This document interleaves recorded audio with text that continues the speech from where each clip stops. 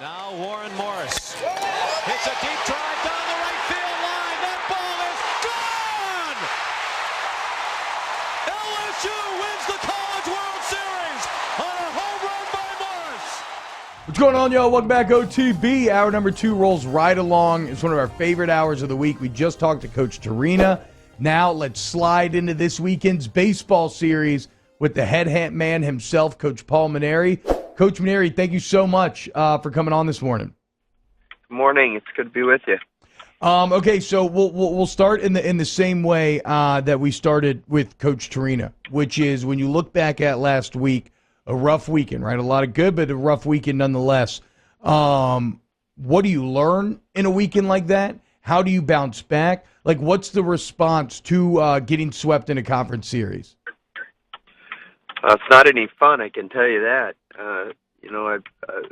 One thing about being old is you've experienced a lot of things, and unfortunately, I've experienced that before, and it doesn't get any better. It gets worse. You learn that you don't like it a lot, and you want to do something about it. That's for sure. But you also know it's not the end of the world. And if you sit around and you mope and pout and feel sorry for yourself, nothing good happens.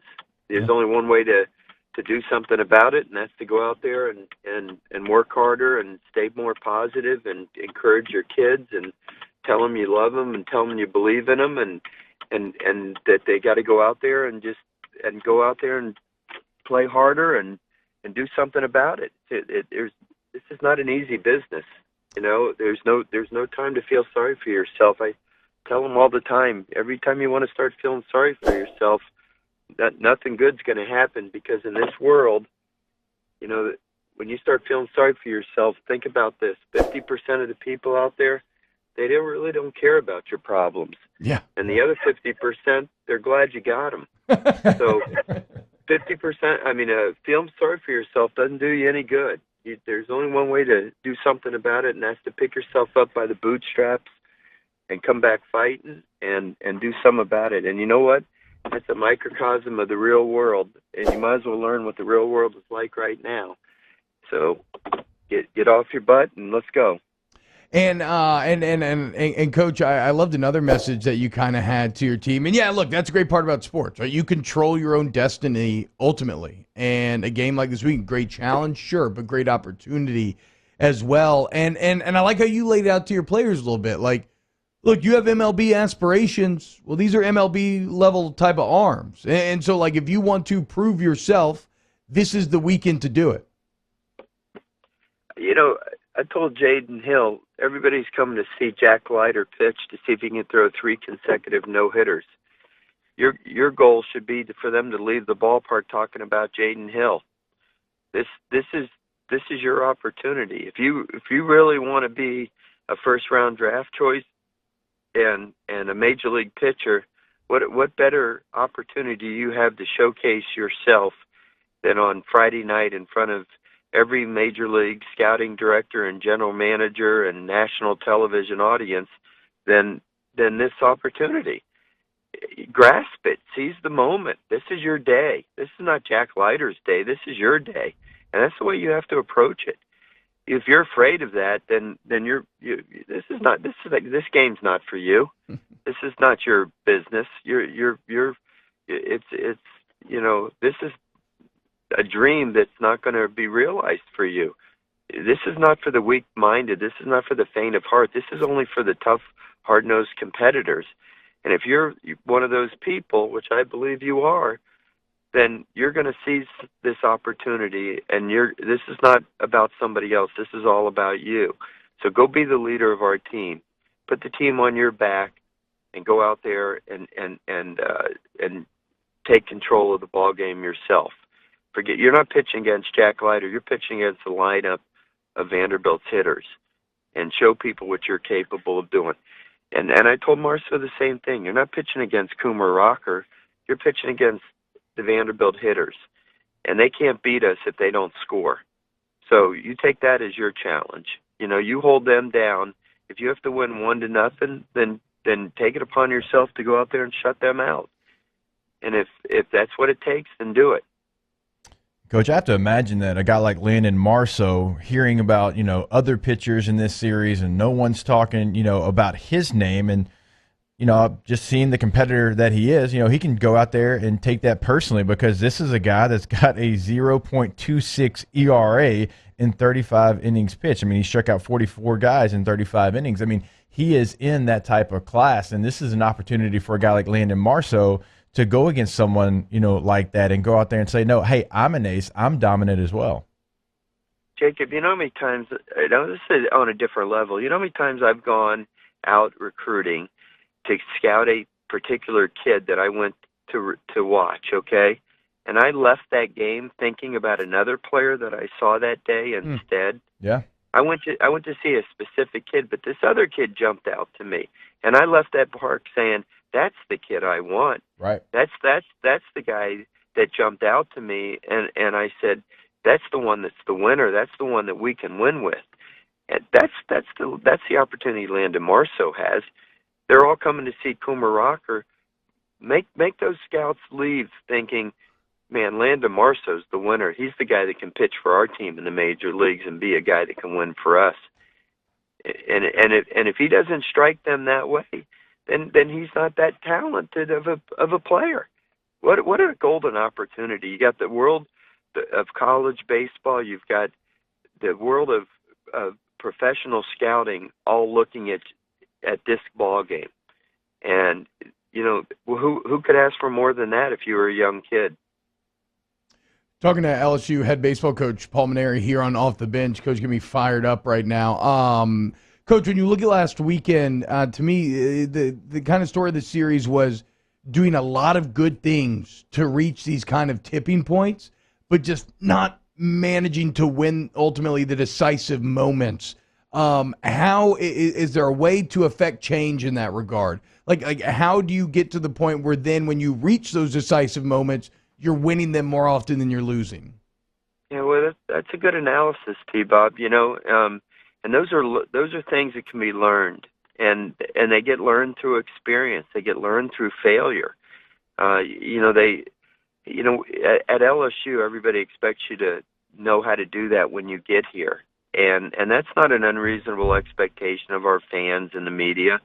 But the reality is, when you're counting on young kids, they have to learn it, and whether you're at LSU or somewhere else, when your program's in a state where you can play veteran players and the young players can watch the veteran players do it, and then when the younger players get their turn, they're not considered young anymore, then they can apply it right away. But college baseball has changed so much because kids sign so quickly that you're having to count on so many young players all the time. If we didn't, if Zach Mathis and Saul Garza didn't sign as non-drafted free agents last year, so to speak, we wouldn't have to play so many young kids right away. Look at our lineup: 4 true freshmen, 3 reclassified freshmen. 7 of our 9 guys in the lineup are considered quote-unquote freshmen. Now, it's their first time around an SEC schedule. We have 2 guys that have played in SEC games going into this year, Cade Beloso and Gavin Dugas. 2 out of 9 guys. And so what happens is you get in these highly intense environments, and listen, even though there wasn't a huge crowd at Tennessee, it was an extremely hostile environment. Yeah. They were nasty. You could hear it. Nasty. You could hear it over the TV.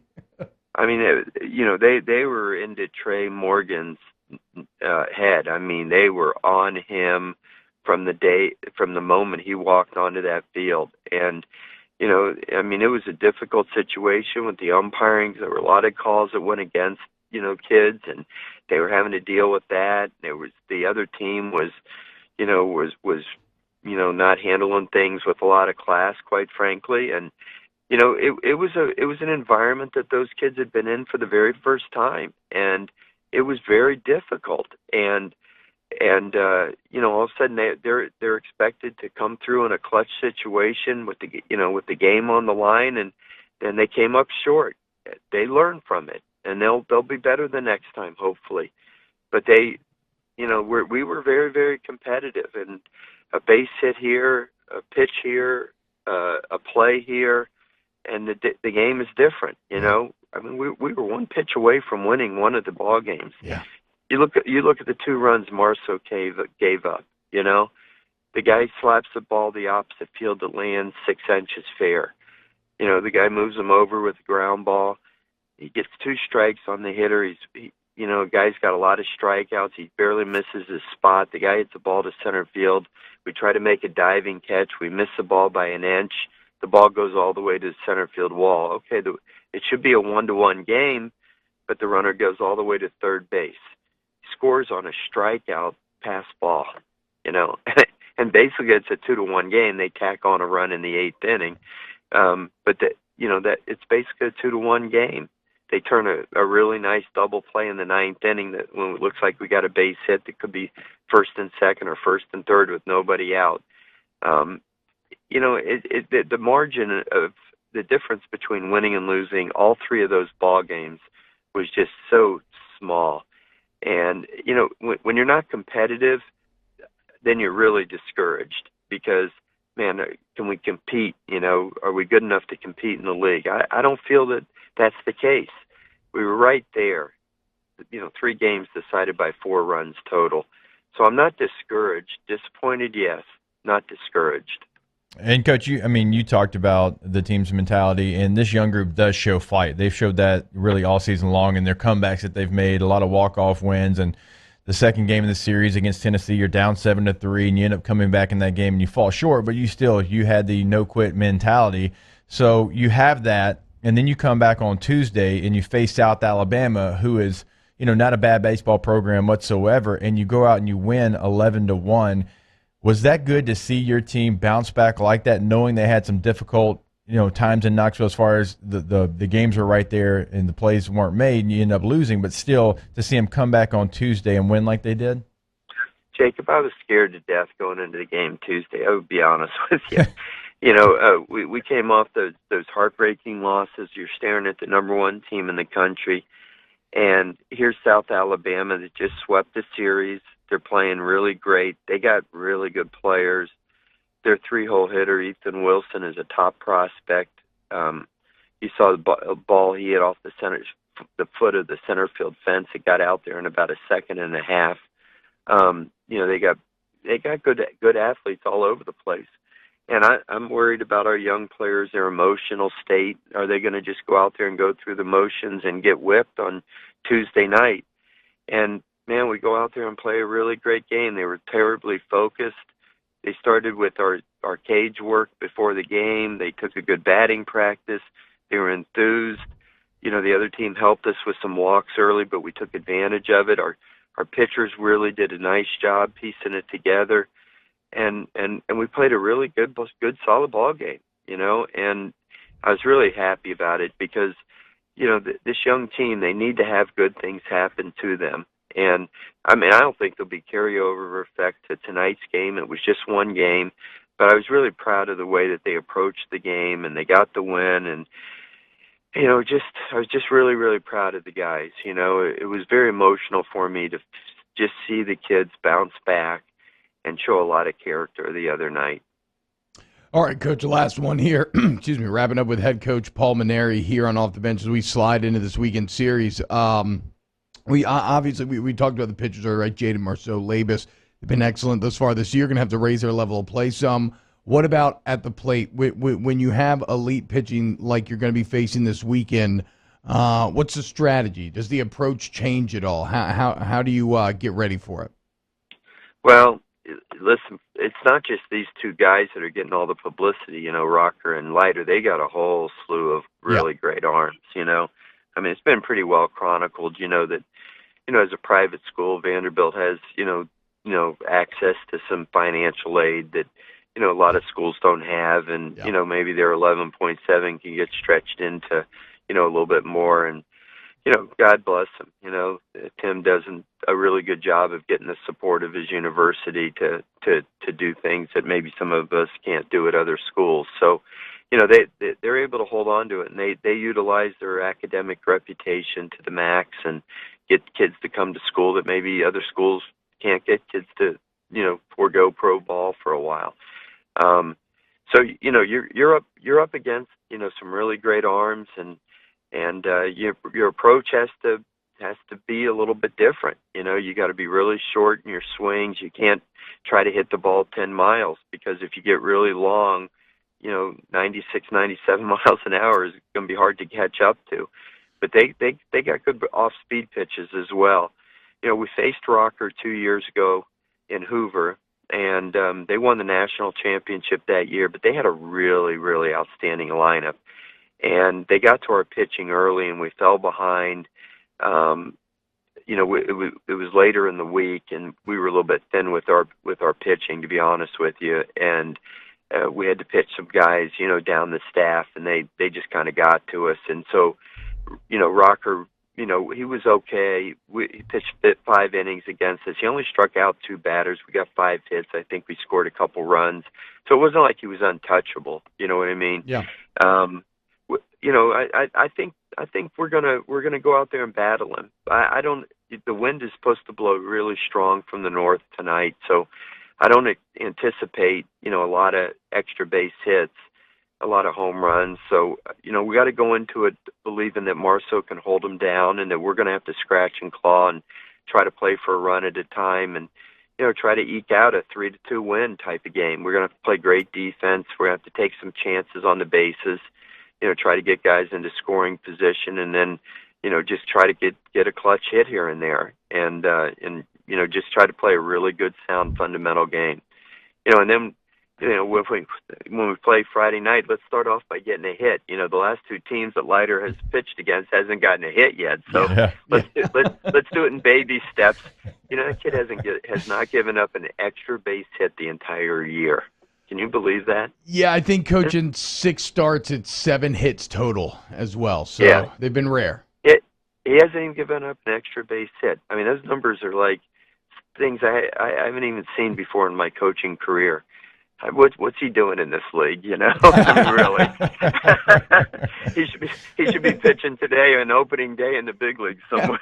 Yeah, you're not wrong, Coach. But I love this morning. I cannot thank you enough for giving us your time. I love the way that you're challenging these cats, and like you said, seize the day, right? Carpe diem. This is the opportunity this weekend against a very good Vanderbilt team. Coach, thank you so much. Okay, guys. Coach Paul Mainieri, head LSU baseball coach. That is sliding into the series presented by our guys over there at Smalls Sliders. Go pick up some delicious tiny burgers. They're great for my tiny hands. If you're a fellow 9-inch king, you want small sliders. They are. I was just thinking, because Rivs is coming in later today, how I'm still bitter that she won the sliders. And then they were so smart that they didn't bring the sliders in because they knew that we were going to steal them from Rivs. And then they just gave her a gift card.